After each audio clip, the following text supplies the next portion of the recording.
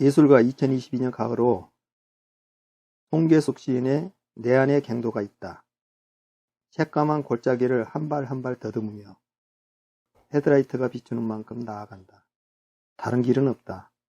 자식들 손가락 빨지 않고 대학 보내고 싶다는 욕심도 부리지 못한다. 몸성이 되돌아 나가기만 바랄 뿐. 갱도라는 것이 그 광부들 석탄 캐는데 그 안에 굴같이 이렇게 파서 석탄 파서 들어가는 그 갱도라고 그러는데 제일 끝트리를 뭐라고 부르는 줄 알아요? 갱도 제일 끝트리. 제일 위험하거든요. 왜 위험하죠? 거기에서 보통 이렇게 그 발파 작업하고 깨고 하면서 그냥 쏟아져 내려고요. 그래서 거기에 거의 묻혀 죽어요. 거기서. 지금같이 기술이 발달되지도 않고 일일이 사람 손으로 갖고 그것도 새로 된 목침을 세우는 것도 아니고 나무 목침 세워가면서 나무 목침은 또 물 젓고 어쩌고 하면 또 무너져 버리기도 하고 그러거든요. 그러니까 그 옛날에는 그 위험을 감수하면서 거기 들어가서 석탄을 캐와야지 산림 녹화도 할 수가 있고 그게 또 도시에는 나무로 이렇게 다 날라다가 할 수가 없잖아요. 그러니까 도시에 그래서 연탄가스로 죽은 사람도 많았고 옛날에는. 폐광이 보통 됐나요? 80년 이후부터서 계속 폐광을 시켜왔죠. 아마 90년대쯤 가갖고는 어지간한 그 석탄광은 거의 다 폐광되고 대한석탄공사에서 운영하는 데만 아마 몇 군데 안 됐을 거예요. 그게 이제 석유를 우리가 수입하고 석유 쪽에 많이 그 의존을 하다 보니까 그때부터서 폐광이 이루어지기 시작했을 거예요. 금을 캐는 게 아니고 그냥 석탄을 캐는 거였어요. 네, 석탄 캐는 거죠. 그 뒤에 석탄은 전기 그 전력 발전으로만 화력 그걸로만 아마 사용했을 거예요. 지금도 있어요. 석탄 화력 발전은요. 예. 네. 그런데 갱도 제일 끝에 있는 제일 위험한 데를 거기를 막장이라고 해요. 끝에까지 간 것을 막장이라고 해요. 그런데 그 막장에서 지난 친구가 하나 있었어요. 근데 그래서 막장이 그 탄광에서 나온 막장인 거예요? 예. 막장이란 말이? 예, 막장 드라마 막장 하는 것은 막 가는 인생이거든요. 거기가 제일 끝들이에요. 이게 죽음하고 같이 맞닿아갖고 있어. 그래서 그 예전에 그 친구가 삼척 탄광에 갔었던가 어디 가가지고 그 막장 진짜 그걸 했는데 매일매일이 그 목숨을 담보로 해서 사는 거야. 거기는. 그러다가 돈을 좀 벌어갖고 왔어. 3년 만에요. 그래가지고 자기가 하고자 한 또 잘 안 돼가지고 몽골 쪽으로 갔어요. 그 몽골로 갔는데 몽골에 가니까 그 LG 무슨 에너지 그거 뭐 하는 데서 자원개발팀이 나왔는데 LG 상사. 예, 참 LG 상사. LG 상사 그 나와 있는 분들하고 상당히 친했던가 봐. 그 몽골에는 그렇게 그 친하게 지낼 사람들이 많이 있질 않았으니까. 네. 친하게 지내서 왜 왔냐고 하니까 그 석탄 때문에 왔다고 그러더래요. 구리하고 석탄 막 이런 것 때문에. 그래서 아이고 그 힘든 것을 이 사람들이 하냐고 그러니까 그게 아니고 위에 흙만 조금 걷어내보면 전체가 산덩어리 전체가 전부 다 거기는 석탄인 거야. 천년 자원이라든가 이런 혜택을 보고 깜짝 놀랐다고 그러더라고요. 그런데 호주도 그렇잖아요. 호주도 그냥 그 노천에서 그냥 바로 실어가지고 배에 실어갖고 와보면 끝나는 거야 이게. 그렇게 쉽는데 네. 우리나라는 죽음을 무릅쓰고 지하로 들어가서 더군다나 몇백 미터 제일 끝들이 한 1000m 밑으로 들어가면 더워서 지내지도 못한대요. 들어가는 것도 막 30분, 50분, 1시간 이렇게 들어간대요. 지구의 속에 핵이 있잖아요. 예. 그것 때문에 그럴까요? 아니면 따뜻한 지열 발전 같은? 지열이지요, 지열. 예. 네. 그래서 탄광의 제일 끝들이를 막장이라고 그러는데 지금 이 시를 보면은 그 막장에 대한 이야기를 하고 있는 거예요. 인생 막장. 그리고 매일같이 몸속이 되돌아 나가기만 바란단 말이에요. 헤드라이트 비추고 그 컴컴한 갱도를 들어가갖고 거기서 일하고 자식들하고 가족들 먹여 살린다고 목숨을 걸고 담보로 들어갔다가 내일 돌아오기를 바라고 그거 바라는 것은 부인은 매일같이 조마조마하고 남편은 거기서 한번 살아나오면 한번 죽음을 겪고 넘어오고 너 죽음을 겪고 넘어오고 여행만 가도 여행자 보험 다 들잖아요. 여기에는 보험 안 들어줄 거예요. 아마 탄광 가족들끼리 뭐 해가지고 공제 같은 것도 있었을 수도 있고 그러는데 그래도 그 괜찮은 것은 대한석탄공사 같은 경우에 들어간 것은 그래도 괜찮았는데 사제 탄광 해갖고 들어가는 데는 그거마저도 보상도 제대로 안 된 경우도 많고 그랬어요. 그래서 막장이군요. 예. 그래서 새까만 골짜기를 한 발 한 발 더듬으며 헤드라이트가 비추는 만큼 나아간다. 다른 길은 없어. 살아서 돌아가는 것이 그때는 행운이에요. 행운이니까. 누가 죽냐 어쩌냐 하는 것은 뭐 흔하게 일어나는 일이니까 그 안에서. 그 몸성이 되돌아 나가기만 바랄 뿐. 동발의 발꿈치 부딪히고 광차에 무릎팍 깨져도 성주산에 해 뜰 때까지 복행인질 하다가 눈 뜨면 또 시작되는 하루. 그 목숨이 하루만 하고 나면 끝난 줄 알았는데 그 다음날도 또 그러는 거야. 근데 왜 밤에 일했나 봐요. 아니 밤낮이 아니고 예. 이게 3개조인가 2개조로 근무했을 거예요. 낮에 안 하고 아니 낮에도 하고 밤에도. 밤에도 하고 계속 돌아가면서 3개조를 해요. 힘들겠네요. 힘도 힘들지만은 암만 안전하게 한다 하더라도 발파 작업을 하기 때문에 이게 흔들리잖아 지하가요. 네. 그 탄이 이렇게 곡괭이로 캘 수 있는 것이 아니에요. 그 발파를 집어넣어서 발파를 터트려야지만이 그게 깨지고 그런단 말이에요. 그걸. 사우디 보면 석유를 그냥 캘 필요가 없잖아요. 그냥 퍼서 담으면 되잖아요. 예, 근데 뭐 저 바다 밑에 있다거나 밑으로 쭉 들어가야 되는 경우 예, 굉장히 비용이 많이 들잖아요. 그렇죠. 그거 석유가 나는 자원을 가진 나라라고 해도 그게 접근성이 얼마나 편리하게 돼 있느냐에 따라 굉장히 비용이 달라지잖아요. 그렇죠. 그러니까 우리나라는 자원이 있다고 해도 그거를 인프라가 어려운 거네요. 아마 우리나라 같은 이런 광물 자원이나 이런 자원은 외국에서는 하나도 쓸 수 없는 자원이에요. 너무 비용이 많이 들어가고 위험해요. 위험하죠. 그런데 이렇게 자연적인 혜택을 많이 받고 있는 나라들은 그것으로 갖고 조금 부유한 나라도 있지만은 그것을 제대로 활용을 못하고 아직까지도 가난을 벗어나지 못한 나라들이 공부 하나잖아요. 그냥 열심히 살 수밖에 없는, 예, 누가 말하듯이 공부할 수밖에 없는, 예, 안 그러면 굶어 죽기에 딱 좋은 예, 그런 나라네. 그 공자님이 그랬던 거예요. 인자요산이라고. 산을 좋아하면 어질다고 그랬는데 우리나라 70%가 산이잖아요. 예. 그러니까 어질게 그냥 착하게 순하게 주라고 사는 수밖에 없겠네요. 공부하면서. 그런데 이렇게 공부를 하고 지식을 습득하는 나라가 훨씬 더 잘 살아요. 우리같이 자원이 없는 나라가 일본이나 우리나라는 거의 자원이 없고 우리나라보다 지리 자원이 훨씬 더 안 좋은 데가 일본이에요. 태풍 오잖아요. 네. 예, 그렇게 혹독한 데가 오히려 그걸 극복하기 위해서 더 공부도 하고 더 힘들게 살아온 나라들이 나중에 보면은 훨씬 더 잘 사는 거예요. 그러니까 편하게 살아도 되는 나라가 있고 이 악물고 엄청 열심히 깨져라 살아야 되는 나라가 있고 그 차이네요. 예, 이 조건이, 기후나 환경 조건이. 그렇죠. 예.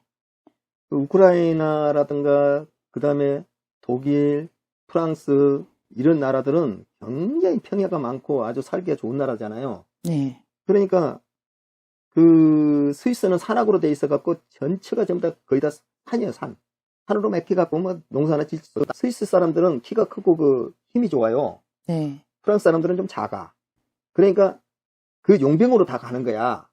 몸으로 이렇게 하는 용병. 예, 그 목숨을 네. 담보로 해서 용병으로 가갖고 프랑스 그 왕가를 지켜요. 그런데 누이 16세 때인가 그걸 용병으로 그거를 지키던 그 스위스 그 용병들. 네. 그것을 너희들은 할 일이 다 했으니까 그냥 이제 돌아가라 그랬대. 그런데 그 용병들이 그 안 돌아가고 거기서 다 죽은 거야. 말이 앙뚜아네트 말하는 거죠? 예, 예. 네. 그래서 거기에 그 가라고 했는데 그 사람들이 왜 다 죽었냐면은 자기 나라는 자원도 없고 아무것도 없는데 자기네들이 거기서 죽질 않으면은 우리 스위스에 있는 용병을 다시는 쓰질 않는다 이거예요. 그래서 그 목숨을 걸고 앞에 선대가 해왔던 것 같이 항상 죽었대요. 네. 그래서 그 목숨을 담보로 해서 가족들을 먹여 살리는데 그걸 똑같이 그렇게 발달되고 그렇게 해가지고 스위스가 가장 잘 사는 나라. 그리고 자식들은 그래서 불편하지 않고 목숨을 담보로 하지 않고 더구나 중립국으로 해갖고 전쟁 안 하겠다 하고 그러면서 자기 자식들은 그렇게 살 수 있는 기반을 마련해 놓고 많은 세대를 거쳐서 자기네들의 목숨값이야 그게. 그게 그 스위스 은행도 비자금이나 이렇게 다른 데 공개하고 싶지 않은 돈들이 많이 몰리잖아요. 그 신뢰를 기반으로 한 거네요. 당연히 그렇죠. 네. 예. 목숨에 대한 신뢰. 예, 자기 목숨을 던져놔놓고 할 만큼 중요하게끔 여기는 거야. 약속이라든가 그 네. 나머지 자기네들 기준점이. 그래서 우리나라도 신뢰가 있다고 하지만은 사실상은 신뢰가 있는 나라 아니에요. 우리나라 엄청 약한 나라예요. 짧아요. 역사가. 예. 네. 그리고 그 많은 신뢰를 바탕으로 지금 살아오지도 않았어. 우리나라요. 어쩌다 보니까 열심히 하긴 했지만은 6.25 폐허를 딛고 월남전 겪고 그러면서 근대화 해오면서 이래갖고 지금 커왔지. 우리 얼마 전만 하더라도 석탄 떼고 살았던 나라예요. 30년 전만 해도. 그렇잖아요.